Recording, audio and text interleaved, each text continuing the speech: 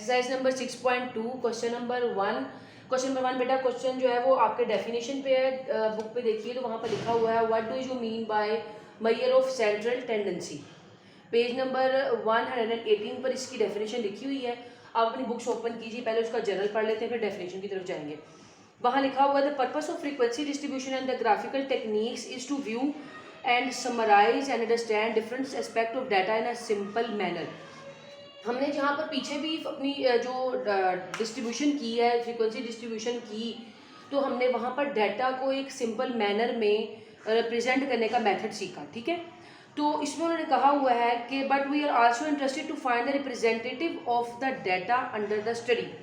In other words to determine the specific value, किसी खास value को जो सेंट्रल वैल्यू हो उस पूरे डाटा की, हम उसके लिए चाहते हैं कि हम उस डाटा के लिए एक सेंट्रल वैल्यू ढूंढ सकें जिसको हम उसका एक सेंट्रल टेंडेंसी कह सकें।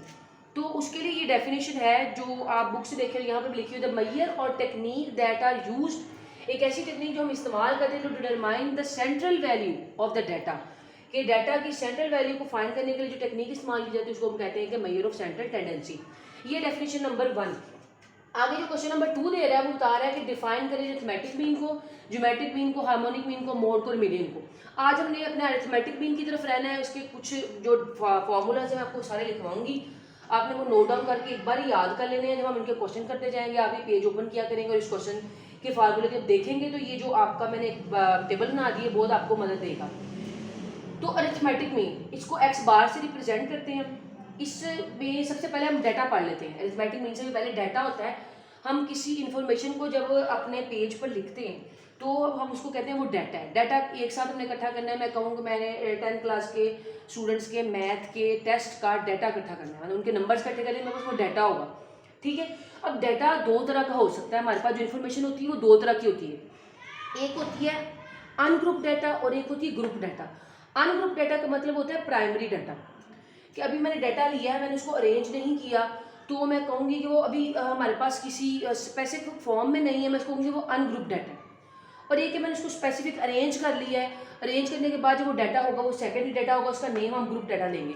यहाँ पर जब क्वेश्चन होते हैं तो उसके ऊपर लिखा होगा कि ग्रुप डाटा की मदद से करें और अनग्रुप डाटा की मदद से करें। तो ये जो डाटा है ये जस्ट आपको इन्फॉर्मेशन के लिए बता रहे हैं। अब हम आ गए अरिथमेटिक मीन की तरफ। अरिथमेटिक मीन के दो मेथड होते हैं, एक होता है डायरेक्ट मेथड, एक होता है इनडायरेक्ट मेथड। ठीक है, वो क्वेश्चन में आपको मेंशन किया करेगा डायरेक्ट मेथड से करें या इनडायरेक्ट मेथड से करें। जो आपको इन्फॉर्मेशन दी होगी आपको उससे पता चल जाएगा कि इसको डायरेक्ट मेथड से करना है या डायरेक्ट मेथड से करना है, वो कैसे वो आगे पता चलेगा। अब डायरेक्ट मेथड के भी आगे दो स्टेप्स हैं। डायरेक्ट मेथड में भी ग्रुप डाटा हुआ करेगा, मैंने जीडी से मुराद है ग्रुप डाटा, और डायरेक्ट मेथड में अनग्रुप डाटा भी हुआ करेगा। जब वो आपको क्वेश्चन देगा कि डायरेक्ट मेथड करें अरिथमेटिक मीन का ग्रुप डाटा के लिए, ठीक है, तो उसमें आप फार्मूला लगाया करो कि x bar means arithmetic mean is equal to summation f x over summation f. मतलब इसका ये है कि आपने समेशन का मतलब है सम कर लेना है सबको, मतलब सारे क्वेश्चन की जो वैल्यूज उनको जमा कर लेना है। मतलब समेशन एफ की और एक्स की वैल्यूज को जमा करके उनको आपस में मल्टीप्लाई कर देना। नीचे है कि समेशन एफ यानी एफ की वैल्यूज को जमा करके नीचे भी लिख देना है, ये फार्मूला है। और अगर वो अनग्रुप डाटा देंगे तो उसमें क्या फार्मूला इस्तेमाल होगा, समेशन एक्स, एक्स की तमाम वैल्यूज को जमा किया करेंगे और उसको टोटल एन यानी जितनी वो काउंट करके हुआ करेंगे 1 2 3 4 5 जितनी भी उस पर डिवाइड कर देंगे। ठीक है, जैसा कि मैं आपको क्वेश्चन करवा देती हूँ फिर आप आगे की तरफ चलते हैं ताकि आपको पता चल जाए इन फॉर्मूलाज का मतलब क्या ले रहे हैं।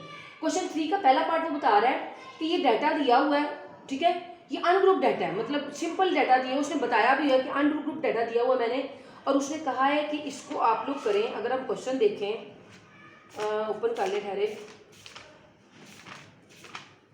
तो उसमें वो कह रहा है क्वेश्चन नंबर 3 में कि find the arithmetic mean by direct method.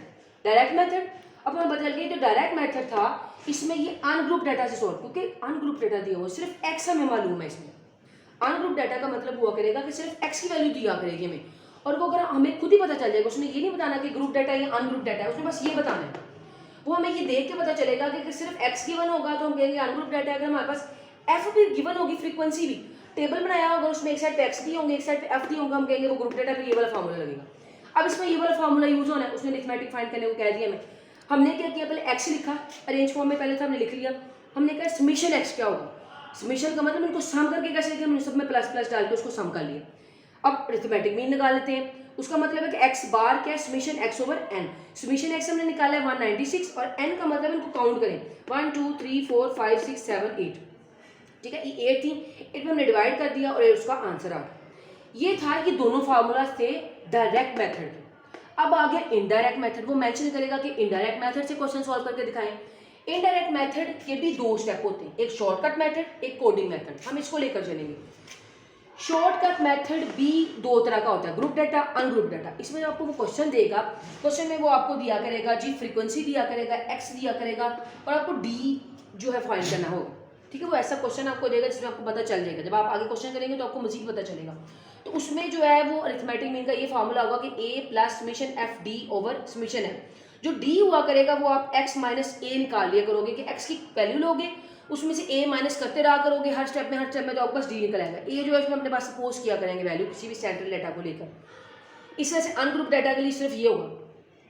फिर आ जाता है कोडिंग मेथड। कोडिंग मेथड में भी ग्रुप डाटा अनग्रुप डाटा है, उसमें भी ग्रुप डाटा का एक फार्मूला है A plus summation f u multiply by h over summation f, और ग्रुप अनग्रुप डाटा के लिए summation f u over f, sorry यहाँ पर यू नहीं है और एफ नहीं है, और मल्टीप्लाई बाय एच। यानी ये सारे फार्मूलाज हैं, इनको आपने लिख लेना है, बुक पे भी लिखे हुए हैं, वहाँ से आपने अंडरलाइन कर लेने हैं। फिर इसके बाद जो है मैं आपको एक और क्वेश्चन करवाती हूँ, वहाँ से आपको इसकी मजीद समझ आएगी, ठीक है जी बेटा। क्वेश्चन नंबर 3 मैंने आपको बताया है कि वो अनग्रुप डाटा दिया हुआ था क्योंकि उसमें फ्रीक्वेंसी नहीं थी। अनग्रुप डाटा के बाद उसने बताया था कि डायरेक्ट मेथड से सॉल्व करें। अब उसने कहा है क्वेश्चन नंबर 4 में उसने कहा कि 3 वाला डाटा यूज करें, उसको इनडायरेक्ट मेथड से करें। तो हमने इनडायरेक्ट मेथड से उसका फार्मूला यूज किया। अब जरा इधर देखिए, उसने पहले दिया था कि अरिथमेटिक फाइंड करें और डायरेक्ट मेथड लगाएं। अब हमने खुद चूज किया कि वो ग्रुप डाटा है या अनग्रुप डाटा है, उसके मुताबिक उनका फार्मूला लगना था। हमने देखा कि डायरेक्ट मेथड में वो अनग्रुप डाटा था, हमने ये वाला फार्मूला यूज कर लिया, ठीक है। अब उसने कहा कि इसी सवाल को आप इनडायरेक्ट मेथड से करें। तो मैंने जरा सवाल देखा और देखा कि वो जो सवाल शॉर्टकट मेथड से हम कर रहे हैं, तो वो शॉर्टकट मेथड में क्या वो ग्रुप डाटा है या अनग्रुप डाटा है, हमारी मर्जी का हमने शॉर्टकट ही चूज कर लिया, ठीक है, क्योंकि उसमें वैल्यू इस तरह की दी हुई थी, सिर्फ एक्स गिवन था। हमने कहा ये अनग्रुप डाटा क्योंकि सिर्फ इसमें एक्स दिया हुआ, उसमें एफ नजर नहीं आ रहा क्योंकि एफ के साथ फिर डी का लिंक होगा, तो इसकी मदद से हमने इन दोनों में चूज किया। अब इसी सवाल में नेक्स्ट सवाल में हम इसकी मदद से हम इन दोनों में से अपनी मर्जी से चूज कर सकते हैं। तो उसने खुद नहीं बताना कि वो ग्रुप डाटा है या अनग्रुप डाटा है, आपने क्वेश्चन को देखना है, उसने सिर्फ ये मेंशन कर देना है कि डायरेक्ट या इनडायरेक्ट मेथड है। ये जो ग्रुप और अनग्रुप है वो आप अपनी सेंस से यूज करके करोगे। अब देखिए उसने सिर्फ एक्स दिया हुआ था। अब हमने कहा था कि जो इनडायरेक्ट मेथड है उसमें जो अनग्रुप डाटा है उसका फार्मूला होता है ये, मैंने आपको नीचे लिख के बताया। अब इस फार्मूले में चाहिए ए, इस फार्मूले में चाहिए समेशन डी और एन, तो हमें पता होता है, हमने गिन के लिख लेना उसको। तो अब सबसे पहले ए और डी जरा फाइंड कर लेते हैं। हमारे पास एक्स था, अब डी हमने फाइंड करना है, इसलिए मैंने कॉलम की शक्ल में इसको लिखा, ठीक है। एक्स हमारे पास ये थे, मैंने सारे लिख लिए। डी कैसे निकालते हैं, मैंने आपको कहा था हर एक्स में से ए निकालते जाना है। ए कहाँ से आएगा, इस वैल्यू में से मैंने कोई भी ए सिलेक्ट कर लेना होता है। आप कोशिश करें कोई सेंटर वाली वैल्यू सिलेक्ट कर लें, ठीक है। मैंने 20 ले लिया, आप 17 भी ले सकते हैं, आप 24 भी ले सकते हैं, मतलब सेंटर वाली कोई वैल्यू चूज कर लें। मैंने ए चूज कर लिया, एक्स में से यानी एक्स में से ए निकालूं, क्या मतलब 12 में से निकाला 20, एक्स में से ए निकाला, ठीक है।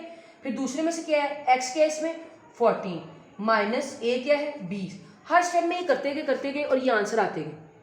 जब ये कर लिया तो लास्ट में देखिए डी तो अलग अलग निकल गया, समेशन डी निकालना है, उनको प्लस करके निकालना है। जब इन सबको प्लस माइनस किया, जब सब कुछ माइनस हो रहे थे कुछ प्लस हो रहे थे, यानी कि साइन की वजह से सबको जब प्लस किया तो 36 आ गया।